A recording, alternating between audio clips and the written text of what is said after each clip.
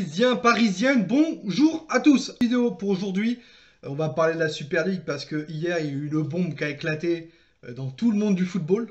Cette Super League qui a été annoncée, on en parlait vaguement l'année dernière. Actuellement, on va mettre les choses au clair, le Paris Saint-Germain n'est pas pour rejoindre cette Super League de 12 clubs. Donc les 12 clubs qui ont été annoncés, qu'on va dire ensuite, n'est pas pour, voilà. RMC, pour l'instant, nous dit que Paris refuse pour cette année, voire les années à suivre. Est-ce qu'il y a une possibilité ensuite de voir le Paris Saint-Germain dans cette Super League? Possible. Donc, hier, ça a été annoncé via les réseaux sociaux et surtout via des journalistes sportifs que 12 clubs veulent entrer en guerre via l'UEFA. Ces 12 clubs sont donc Manchester United, Liverpool, Manchester City, Arsenal, Real Madrid, Tottenham, Chelsea, Barcelone, l'Atlético de Madrid, l'Inter de Milan, le Milan AC et la Juventus de Turin. Voilà. Veulent créer cette Super League. L'UEFA suspendra les clubs participant à la Super League, donc celles-ci ne pourront pas participer à des compétitions ayant un lien avec l'UEFA et la FIFA. Donc ça veut dire joueurs et clubs qui rejoindront cette Super League ne seront plus dans les matchs de championnat le week-end ou avec la Ligue des Champions. Florentino Pérez, donc on connaît tous Florentino Pérez, un très bon ami de Nasser Khelaifi, qui est le président du Real de Madrid, a mis ce dossier déjà depuis un certain temps. Voilà, c'est lui qui a créé ce dossier depuis 2 ans, proposé à d'autres clubs. Et on regarde bien ces clubs, c'est tous pratiquement des clubs qui ont eu des problèmes avec l'UEFA via le fair play financier. Manchester United a eu des problèmes, Manchester City a eu des problèmes, le Real de Madrid a des grosses dettes, donc s'ils veulent récupérer du pognon, vaut mieux partir de l'UEFA. Voilà. Chelsea a eu des problèmes, Barcelone a eu des problèmes, l'Inter de Milan a eu des problèmes quand même. Le Milan AC, voilà, qui a été suspendu de l'Europa League via l'UEFA l'année dernière ou il y a 2 ans.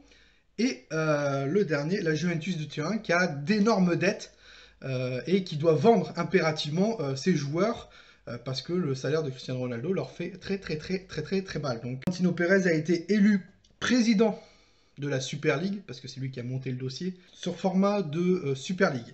Donc il y aura 20 clubs au total, donc 15 équipes fondateurs, plus 5 équipes invitées via les performances en championnat précédentes. Les matchs seront en semaine et le championnat le week-end. Alors le problème, c'est que si ils sont interdits d'UEFA et de FIFA, je ne comprends pas. Je pense, parce que là j'ai vu que la Liga refusait et bannirait tous les clubs qui seront en rapport avec la Super League. Donc compliqué. Et donc la compétition commencera en août avec 2 groupes de 10 clubs. Voilà, match aller et retour. Et donc les 3 premiers se qualifient en quart de finale, via ensuite une compétition à élimination en match aller et match retour. Le 4e et le 5e joueront un barrage pour se qualifier en quart de finale. Pourquoi elle a été créée cette Super League?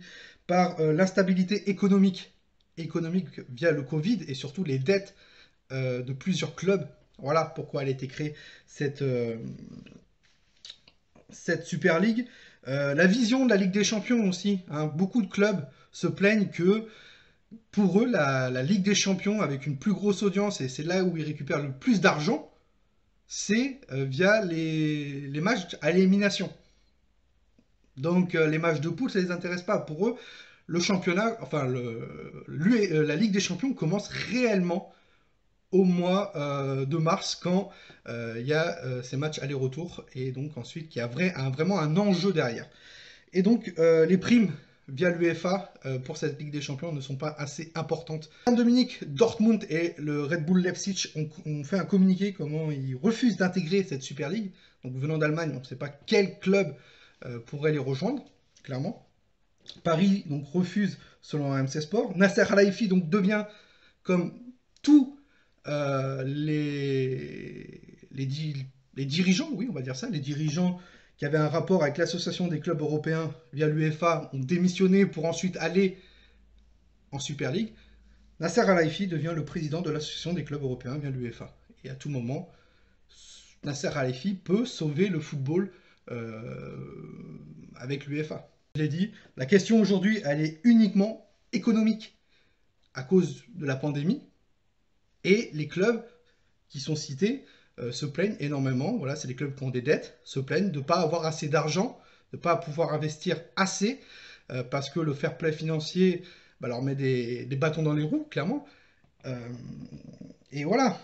Et ce qui est le plus dégueulasse, c'est qu'il y a des clubs qui sont cités dans les 12 clubs qui étaient pour le fair play financier, et d'un seul coup, le fair play financier, vraiment, ça fait un peu chier. Voilà, je suis pas étonné de voir un Manchester City qui ont des problèmes avec l'UEFA l'année dernière et qui sont dans cette Super League. Voilà. Mais je crois que Barcelone, le Real de Madrid, la Juventus de Turin étaient pour le fair play financier. New York Times qui nous évoque que chaque participant de la Super League pourrait recevoir à peu près entre 330 millions d'euros, à voir avec des pincettes. Pour moi, ce que j'en pense clairement de cette Super League, j'ai pas d'avis. Je ne suis pas pour, mais je ne suis pas contre pour le Paris Saint-Germain. Certes, si ça peut aider les clubs qui ont des dettes, pourquoi pas. Diviser le monde du football en deux, voilà, on va rentrer en guerre clairement pour du fric. Aujourd'hui, l'UEFA a des réunions. Ils sont en alerte, warning, warning, warning, parce que... Donc on verra bien ce que ça va donner, clairement. Pour moi, je n'ai pas d'avis, j'attends, je prends du recul. Je vous explique le format, clairement, ce qui se passe, les causes de cette Super League.